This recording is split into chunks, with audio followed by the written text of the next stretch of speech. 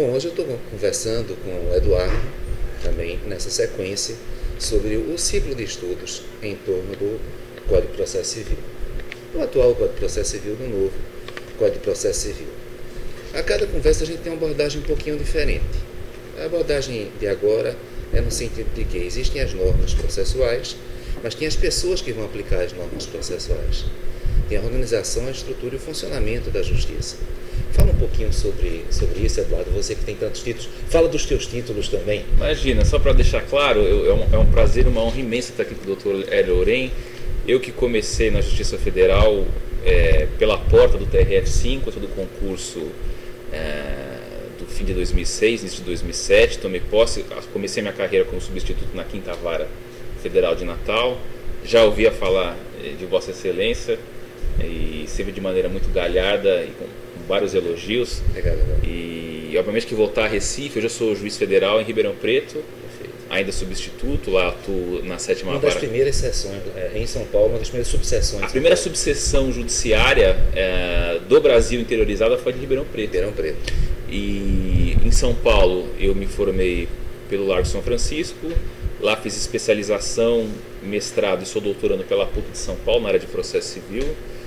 Atualmente não leciono, estou acabando o doutorado, integro o conselho editorial da Revista Brasileira de Direito Processual e sou membro do IBDP e do Instituto Pan-Americano de Direito Processual. Então, tão jovem e já com tantas possibilidades de nos ajudar aqui. Então, novo Código de Processo Civil.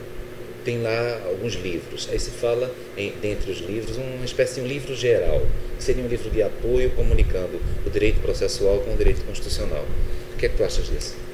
Olha, a necessidade de uma parte geral, ela se fez necessária já há muito tempo, porque existem algumas limitações na ciência processual brasileira, herdadas de algumas limitações da ciência processual italiana.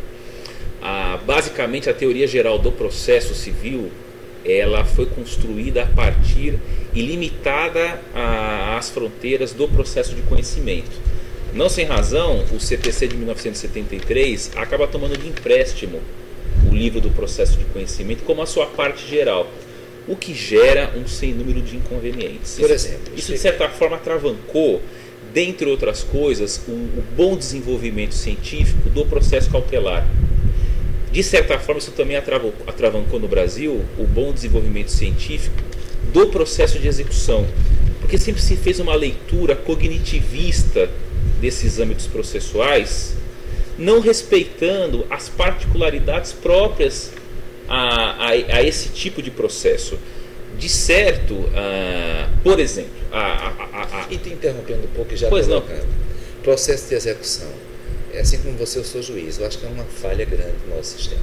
Sim. Contudo, será que esse novo Código de Processo que anuncia mais efetividade, ele mexeu tanto em processo de execução? Creio que não. Talvez a linha mestra da reforma nessa específica seara foi transplantar para as outras searas executivas essa lógica do cumprimento de sentença, a desnecessidade da intimação do executado, que no atual código só se faz presente na execução de sentença que reconhece a obrigação de pagar a quantia certa. Vossa Excelência bem sabe que na execução contra a fazenda pública nós temos de citar a fazenda executada, e assim se passa nas outras searas executivas. O que tem agora com o CPC de 2015 é tornar regra o que parecia óbvio, a desnecessidade de citação pessoal do executado, transformando-se isso na intimação do executado pela imprensa na pessoa do seu advogado. Talvez esse seja o marco fundamental. Há reformas pontuais, há algumas melhorias aqui e acolá, mas em essência a execução, especialmente a execução por crédito, a execução obrigacional por crédito, ela depende de um princípio patrimonial. Quem não tem patrimônio não tem como satisfazer, então nós estamos limitados. Isso é uma crise complicada, eu sempre falo isso. O capital ele está se volatilizando, né? A penhorabilidade de bens de raiz é cada vez algo muito raro. E com a volatilização do capital, isso se faz com teclar de dedos no computador. Explica o que é volatilização do capital. A gente está falando para pessoas que são da área jurídica e que não são. Sim, a execução fundamentalmente obedece ao princípio do patrimônio, ao princípio patrimonial. Não há satisfação de crédito sem que haja patrimônio e, portanto, bens a serem penhorados. O problema é que a medida do patrimônio das pessoas tende cada vez menos a se medir por bens de raiz, por bens imóveis, por bens tangíveis. Então, eu por exemplo, conheço grandes devedores com muito patrimônio em créditos escriturais. Bem concreto, Bacenjude. A minha experiência de Bacenjude aqui na seção de Pernambuco é frágil. A minha também é. Normalmente, quando se trata daquela senhorinha mais pobre, a gente consegue. Mas quando se trata da média empresa, são 12 contas e 1 centavo, Sim. R$0. É a tua experiência em São Paulo? É a mesma. E é frustrante justamente porque o capital é volátil, ou seja, você movimenta com um apertar de dedos na tecla do computador. Transfere-se dinheiro de uma conta a outra, muito do dinheiro que se encontra em aplicações financeiras estão no exterior. Então é muito difícil. É como Vossa Excelência bem disse, nós conseguimos pegar ainda alguma coisa, ou do que se chama de maneira pejorativa do mané, Sim. o sujeito que não se atenta. O que obviamente não é o que nós pensamos, apenas para. Pois sim, lógico, sim. Ou então daquele que se distraiu e às vezes desconhece que há contra si uma execução. Agora, do grande devedor, aquele que é bem instruído, que recebe assessoria de, entre aspas, proteção patrimonial, que tem em seu escritório assessores para aplicação financeira, esses dificilmente são pegos com execução. Então, a justiça não está muito debilitada no que diz respeito a levar à frente um processo? Ela é driblada o tempo todo? Esse é um desafio complicado, porque por enquanto não se conhece uma forma de execução que não seja expropriatória. E a expropriação pressupõe a existência de patrimônio. Então, infelizmente, pode ser que, ao fim e ao cabo, se chegue à conclusão de que nós tenhamos de retomar, que me parece ainda um pouco complicado, que a execução por dívida se faça por coerção patrimonial, talvez a prisão por dívida, mas de certo isso, à luz do direito positivo, é muito complicado, tendo em vista que o Brasil é signatário de tratados que proíbem isso, o texto constitucional de 88 também veda, mas enfim, repetindo, com a volatilização do patrimônio... Mas para provocar também, fraude à execução, fraude contra o processo, são crimes.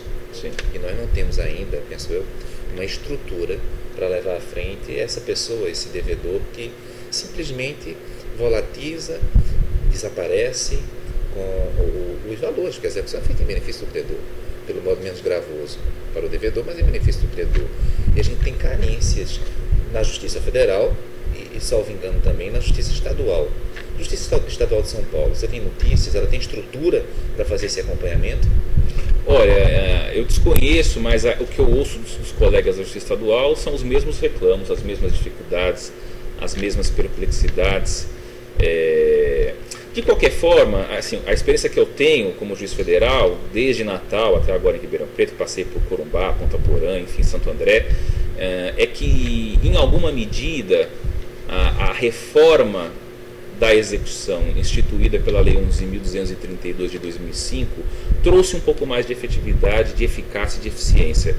Quero crer que o artigo 475J, que estabeleceu aquele tempus iudicate, aquele prazo ao cabo do qual incide a multa de 10% sobre o montante da condenação, no meu sentir, tornou um pouco mais efetiva as execuções de sentenças condenatórias pecuniárias. Foi um avanço, perdeu-se o medo de retirar a necessidade de citação do executado. A minha experiência é que, ao menos no âmbito das execuções de sentença, houve uma melhoria, não total, mas já significativa. Eu estaria errado se dissesse que na Justiça Federal a maior evolução que nós tivemos em termos de execução e efetividade foram os juizados especiais federais, com a possibilidade de até 60 salários mínimos, nós não termos, por exemplo, o precatório. Sem dúvida nenhuma. E graças ao Bom Pai, a esse ambiente dos requisitórios de pequeno valor não incidem aquele mundo encantado dos atos das disposições constitucionais transitórias que trazem aqueles regimes especiais que, no meu sentir, atento, dentre outras coisas, contra a moralidade pública, em que o poder público consegue parcelar as suas dívidas em 10 vezes, em condições altamente benéficas para si próprio. O problema do juizado que eu vejo hoje é o progressivo atolamento de processos, né? Eu não sei como é hoje a realidade aqui de Recife, pelo menos lá em Ribeirão Preto, em Franca, por onde eu fui juiz de juizado, o que está acontecendo é uma migração avassaladora de processos para os juizados especiais. Então, e aí entra o que eu falei hoje numa aula na Católica, entra a necessidade imperativa de os juízes terem uma gestão de processos e uma gestão de varas gerencialmente mais profissionalizada, sob pena de simplesmente se inviabilizar qualquer entrega de prestação jurisdicional num tempo razoável. Bom, tempo razoável, está escrito na Constituição isso, mas o que é um tempo razoável na perspectiva de um estado como São Paulo com tantos processos? Pois é, de certo, tempo razoável não é necessariamente um tempo celerizado, né? É preciso deixar bem claro que a Constituição não consagrou o princípio da celeridade processual. Ela consagrou o princípio da duração razoável do processo. E esta via é uma via de mão dupla.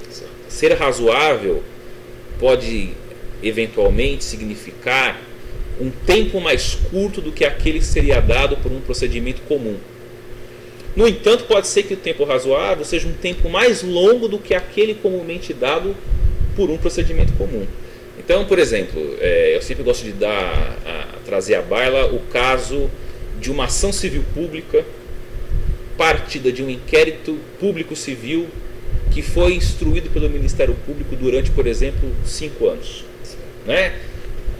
É distribuída uma petição inicial de 100 laudas e o único demandado numa ação civil pública, que não é uma entidade fazendária, pode eventualmente ter o prazo exíguo de 15 dias para contestar. Isso é um tempo irrazoável. Veja que é uma razoabilidade que exige uma dilação de um prazo comumente concedido ao demandado e não o encurtamento desse prazo. Então é preciso ter cuidado para não confundir-se razoabilidade temporal com celeridade a todo custo. Uma coisa é ser rápido, outra coisa é ser apressado. É ser apressado, exatamente. A razoabilidade não perpassa, portanto, por uma celerização a todo custo. Em São Paulo, é óbvio que nós temos uma medida de razoabilidade de tempo um pouco diferente, porque esta razoabilidade, como não poderia ser diferente, obedece a critérios socioeconômicos, geográficos, e São Paulo, que é o maior estado da federação, de certo, sofre, por conta de ser uma região com maior concentração de poderio econômico, sofre com uma multiplicação de demandas repetitivas muito maior, por exemplo, do que Recife. E, portanto, os processos lá tendem a demorar mais do que aqui. Mais ineficiente o sistema processual em razão do tamanho do Estado, é isso? Veja, o sistema processual é totalmente ineficiente, grandemente ineficiente, e temos uma perspectiva curta em relação ao novo Código de Processo, no que diz respeito porque ele já começa na exposição de motivos do novo Código, falando em eficiência do sistema processual, em real efetividade. E a gente que trabalha com o processo, às vezes pode estar, eu espero que você seja mais otimista do que eu.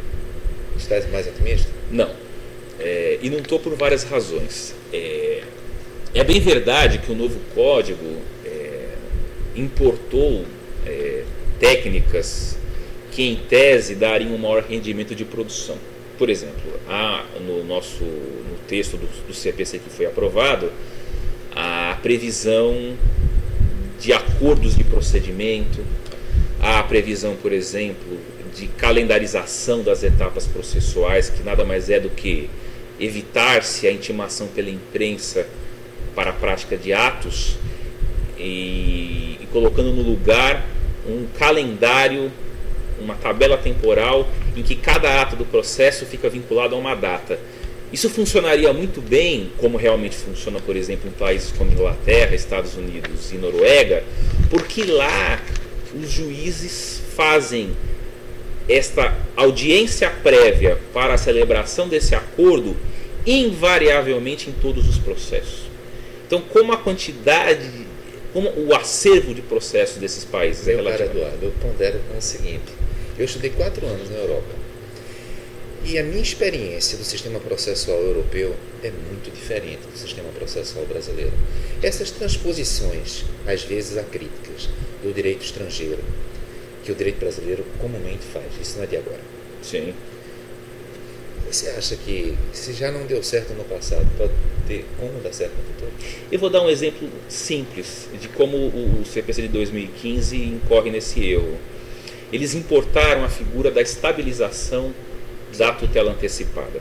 Grosso modo, para quem nos vê e nos escuta, a estabilização de tutela antecipada nada mais é do que tornar irrevogável e imodificável os efeitos mandamental ou executivo de uma decisão antecipatória de tutela sem que se proceda a uma cognição exauriente, bastando que o demandado não impugne a decisão antecipatória. O processo é extinto sem resolução do mérito, não há formação de coisa julgada material, executa-se, implementa-se na prática essa decisão antecipatória e as coisas acabam por aí.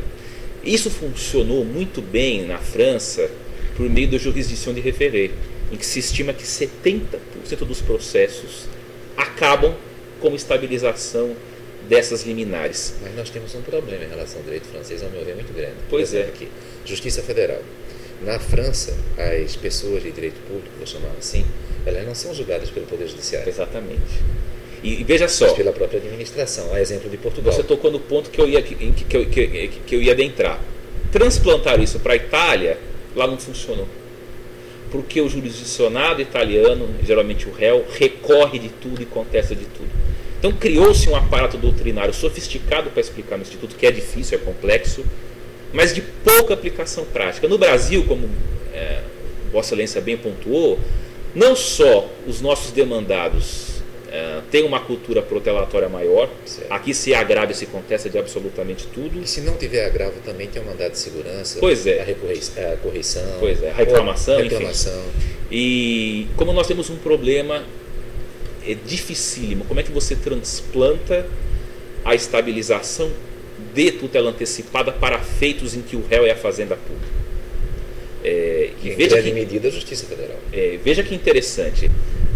Eu até consigo, do ponto de vista teórico, admitir a possibilidade de se estabilizar uma tutela contra a fazenda pública. A pergunta é, de acordo com o CPC, após 2 anos, se as partes não ajuizarem uma nova ação para desconstituírem essa tutela antecipada, produz-se um efeito prático interessantíssimo. Emana-se um efeito equivalente ao de coisa julgada material irrescindível. Como isso é possível contra a fazenda pública? Se nenhuma coisa julgada contra ela se pode produzir sem a remessa obrigatória dos autos para a revisão pelo tribunal. Acabei de fazer um caso desse. Veja como remessa obrigatória. Veja como é difícil. Explico isso. O que é remessa obrigatória, porque volto a insistir, nem todos são técnicos. Né? Grosso modo é o seguinte, isso é um instituto derivado do direito lusitano medieval, por força do qual nenhuma sentença proferida contra a fazenda pública passa em julgado sem que antes tenha sido revisada ou eventualmente confirmada pela instância superior. Ou seja, obrigatoriamente o juiz, após prolatar uma sentença contra a fazenda pública, tem de remeter os autos ao tribunal ao qual se vincula, para que este tribunal confirme ou reforme no todo ou em parte, por meio de um rejulgamento, essa sentença.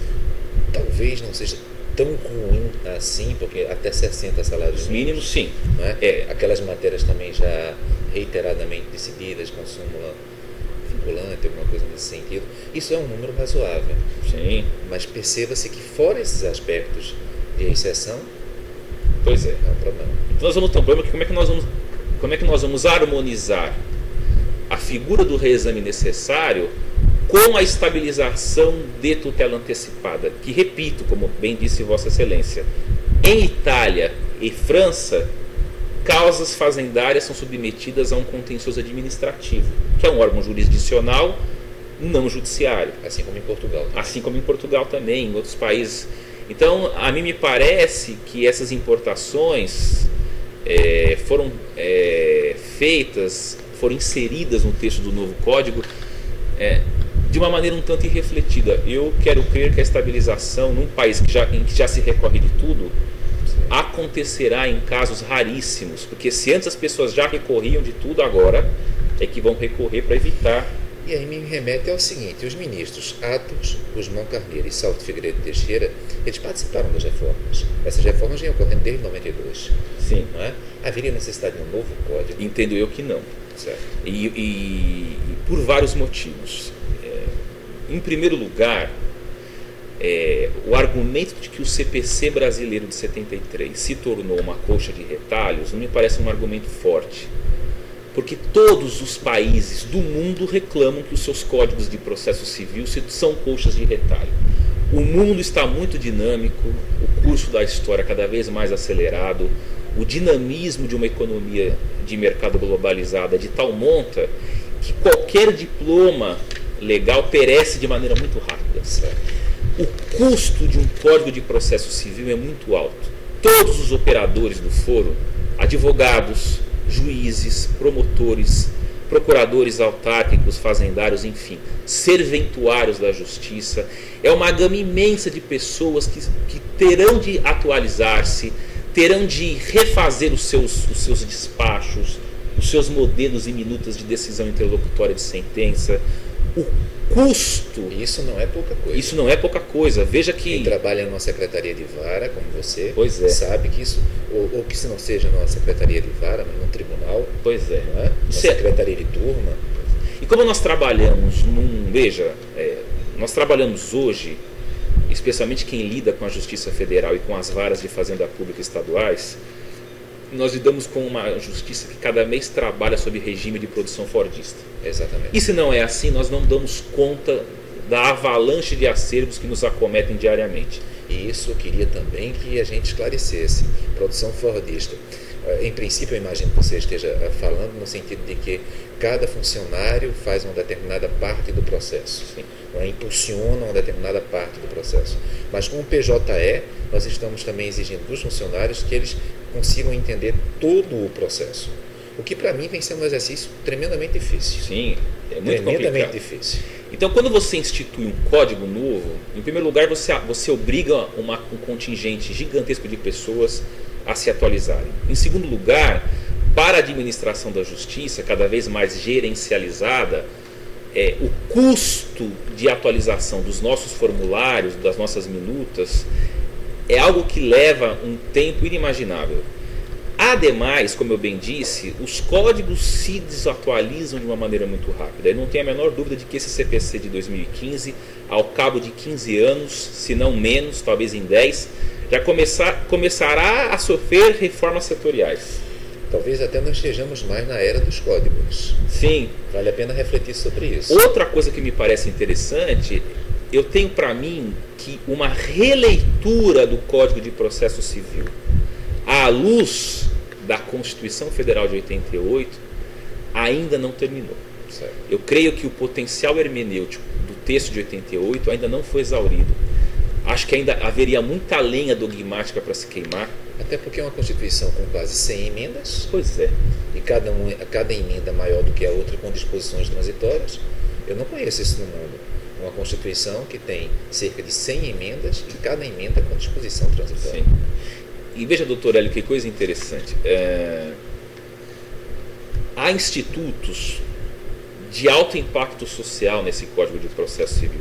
Por exemplo, nós vamos ter um incidente de resolução de demandas repetitivas.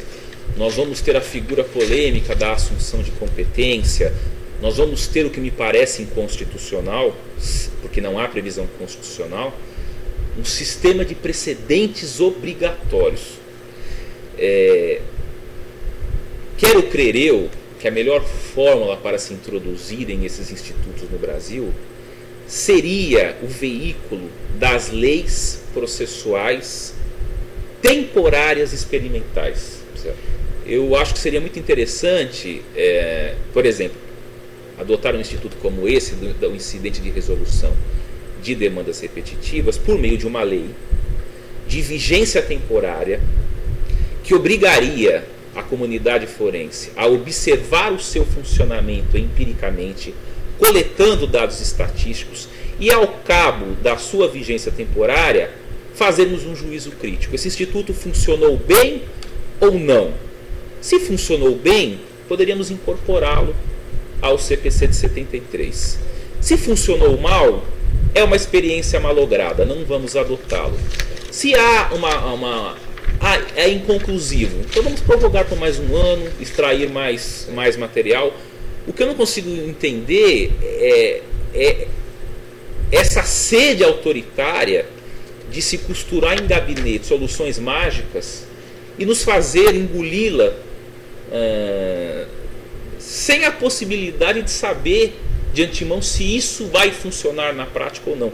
Eu acho que falta um pouco ao legislador brasileiro o que os americanos chamam de experimentalismo laboratorial legislativo, ou seja, aproveitar leis de vigência temporária para testarmos na prática se institutos polêmicos vão funcionar ou não. E o CPC novo é cheio de institutos polêmicos que, na minha modesta opinião, poderiam primeiro ser testados antes de integrarem definitivamente o nosso sistema processual. Perfeito.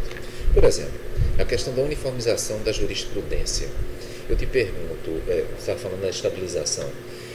Essa uniformização, ao meu ver, é muito difícil. Eu fiquei 4 anos na Turma Nacional de Uniformização dos Juizados Especiais Federais. E o que eu vi é que mesmo quando uma sessão de STJ decidia sobre uma matéria que antes permitia o confronto entre as turmas que compõem uma sessão, mais adiante o ministro vinha em decisão monocrática decidia contra o que foi decidido na sessão. Sim. O que já impedia, é um requisito de admissibilidade do pedido de uniformização. Se essa é a nossa prática, não tem lei que mude. Você concorda com isso? Concordo. Sobre isso, eu faço 2 ponderações. A impressão que eu tenho observando o comportamento de alguns ministros de tribunais superiores é uma certa cultura de personalismo. Ou seja, é como se o precedente produzido antes de aquele julgador adentrar a corte, porque ele não foi copartícipe da produção desse precedente, ele não se curva. Eu só entendo como precedente aquilo que eu ajudei a plasmar. Então pouco importa se ele foi antecedido por julgadores que, no âmbito de sua sabedoria, produziram precedentes imemoriais. Essa cultura, esse respeito, esse temor reverencial a precedentes antigos, me parece que infelizmente não contagiaram para o bem alguns ministros. E fica essa claudicância, quer dizer, eu não adiro a este precedente antigo porque na época era uma composição da qual eu não participava e portanto quero produzir à luz do meu entendimento. Isso é muito ruim para uma vida republicana. E aí eu te pergunto, segurança jurídica. Nós não temos segurança jurídica nem na lei, porque a lei é alterada o tempo todo, nem também na jurisprudência. Não seria quase a mesma coisa? Quem não tem segurança jurídica na lei, não tem segurança jurídica na jurisprudência. Com certeza. E diante da insegurança jurídica, é difícil falar em estabilização de jurisprudência. E veja o problema sério disso. Num sistema de precedentes obrigatórios, o que nós vamos ter é um sistema que vai beirar a esquizofrenia, porque você vai ter obrigatoriedade de comportamentos mutuamente excludentes. Qual precedente eu vou seguir? Eu dou um exemplo que nos é muito caro, que é a Justiça Federal. E modulando efeito. Exatamente. Por exemplo, até hoje não se sabe no STJ qual é o âmbito espacial de eficácia de uma liminar em ação civil pública. Certo. Né? É o que? É a subseção na qual eu trabalho? É a seção? É o âmbito de competência do tribunal a que eu me vinculo? Ou a depender da extensão do objeto da demanda é o território nacional? Até hoje isso não está definido. Então qual é o precedente que eu sigo num caso desse? Então, Eduardo, nós temos a cada bloco um determinado horário, tempo. Então, nós estamos terminando esse primeiro bloco e vamos continuar falando sobre modulação de efeitos em termos de mudança jurisprudencial no próximo bloco. Tá vendo? Tá ótimo.